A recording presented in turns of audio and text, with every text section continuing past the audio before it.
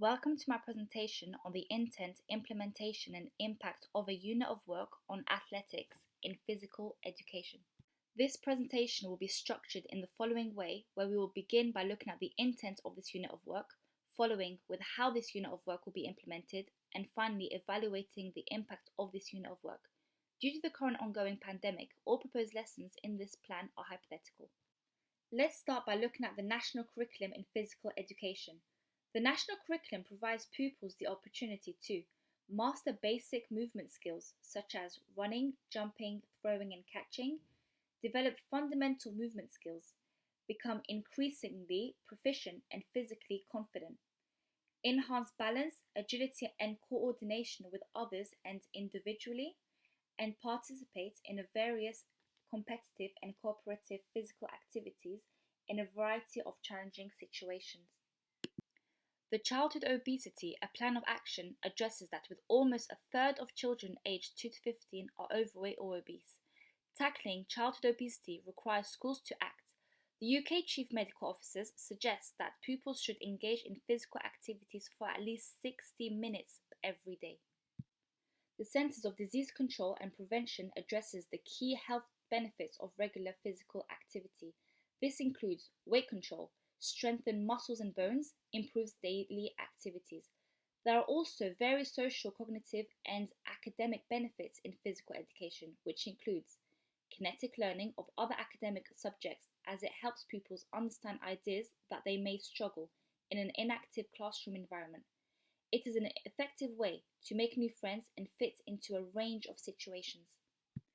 Vygotsky stresses the importance of socialization in the development of cognition. PE encourages pupils to participate in a variety of social activities, including small groups or partners. This may increase potential learning in the social domain. The aim of physical education in school is to deliver activities and experience that enhance and encourage learning through movements. Teachers should understand how to teach fundamental movement skills by developing their curriculum knowledge in physical education. My midterm plan focuses on exploring fundamental movements by participating in athletic activities and simple challenges. According to Bailey, it is important to consider a range of attributes in order to plan an appropriate PE lesson. This includes good use of equipment, precise structure of lesson, the ability to analyze the needs of all children, challenging activities. Skill themes are fundamental movements which are altered into more advanced patterns that become more complex as pupils develop skillfulness. This table shows a range of skill themes that is taught in physical education. The movement analysis framework, also known as the wheel, aims to highlight how the skill themes and movement concepts work together. This wheel shows 5 concentric circles. The 2 inner circles show the skill themes, manipulative, non-manipulative, and locomotor skills. The 3 outer corners shows the movement concepts, space awareness, effort, and relationships. The progression spiral is used to plan and evaluate pupils' generic level of proficiency when performing physical activities. It is meant to be read from the easiest task to the more complex. So, starting from the bottom, the pre-control level. This is a starting point for most pupils. Pupils may demonstrate lack of ability to control a movement. Support is provided for SEND pupils. Then comes the control level, where most pupils may improve certain skills they may not have reached or understand. If not, they begin to develop a new skill. The utilization level is where most pupils may effectively use a range of movements in a variety of ways. And finally, the proficiency level, which is the more complex, is where some pupils may not have reached this level, but it may challenge pupils that are proficient. The Department of Education and Skills recognize that learning difficulties are frequently caused by inappropriate grouping of children, inflexible teaching styles, and inaccessibility to curriculum materials. This prompted me to reflect on how I will make learning accessible to children as well as considering the area of needs. There are many misconceptions in physical education, such as PE is a lesson where you can do whatever you like. PE is about having fun, not learning. PE attainment has no academic value and it is a waste of time. Applying PE outside of school is rarely beneficial and PE should only be taught by PE specialists.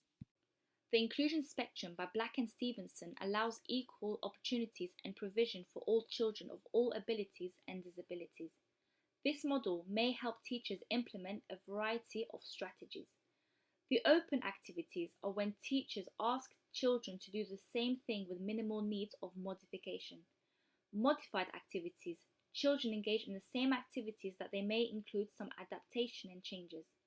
Parallel activities involve arranging groups based on their abilities so that they are all involved in the same task but compete at different levels. Separate activities are pre-planned activity that is adapted to children's needs and abilities. And finally, disability sport activities is when teachers introduce activities for all children to engage and develop recognition of activities for children with disabilities. Bailey highlights the differentiation strategies in physical activities. Firstly, grouping. The smaller the group, the easier children will perform in activities. Space. Some children with SEND may have a wheelchair or crutches and they need space to change directions and turn. Resources. Changing resources can make the activity more challenging or make it more manageable. Task. Planning different tasks to meet the needs and ability of all children. Level. Children can perform tasks at different levels of challenges. Activities in athletics can be achieved in different speeds. And finally, support. Teachers as well as other adults available may decide to use their time to help pupils in physical activities.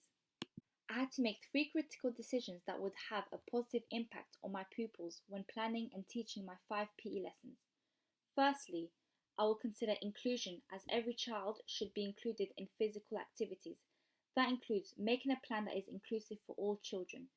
Secondly, I will consider managing pupils' behaviour effectively in order for children to learn without any disruption.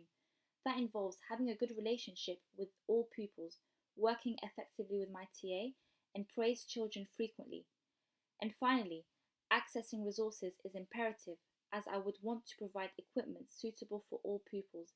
This could be during my throwing and catching lesson, where I would provide beanbags or bigger balls for children who need support. In each of my lesson plans, I used a progression spiral to assess the children's generic level of skill proficiency. I observed children and used formative assessment. The generic level of skill proficiency also allowed me to challenge children. At the end of each lesson, I was able to see children's progress in a variety of ways. For example, the use of effective questioning. The pupils' responses to my questions enabled me to understand their cognitive ability, as it created an opportunity for discussion. Most children were able to answer the questions that I have included in my plan. These are some of the questions asked. What happens to your arms whilst balancing? How will you throw the beanbag inside the hoop? Can you demonstrate the movement? Self-assessment had a positive impact as children were able to reflect on their movement skills. Children worked in small groups with a ball to discuss things they did well and what they need to improve. Talking time was divided evenly in the group, with only one child holding the ball permitted to talk. Peer assessment also had a positive impact. This is where the child holding the ball is not allowed to speak, with the rest of the group telling them how they thought they got on in the lesson. This thanks to Vygotsky's theory, as children learn with the interaction of others. Physical education offered children the opportunity to learn a range of movements from both the skill theme approach and the movement concept. I was able to visualize the 5 lessons I have created in my midterm plan for children to develop their fundamental movement skills used in athletics. And in considering inclusion, I thought about the inclusion spectrum in my lessons, as well as differentiation, which was adapted to suit the needs and abilities of every child. This led every child to progress in their own way. Furthermore, I felt that considering behavior management strategies such as creating a fun, enjoyable lesson, as well as praising children, is an effective way to increase good and engaging behavior. I also thought about the resources that the school might have for children to access in the lesson. Having a variety of different resources gave children the opportunity to try new movements and skills. Black and Stevenson's inclusion spectrum and Bailey's differentiation strategies enabled me to understand that children of all abilities should participate in physical education in order to feel involved and confident. Thank you for listening.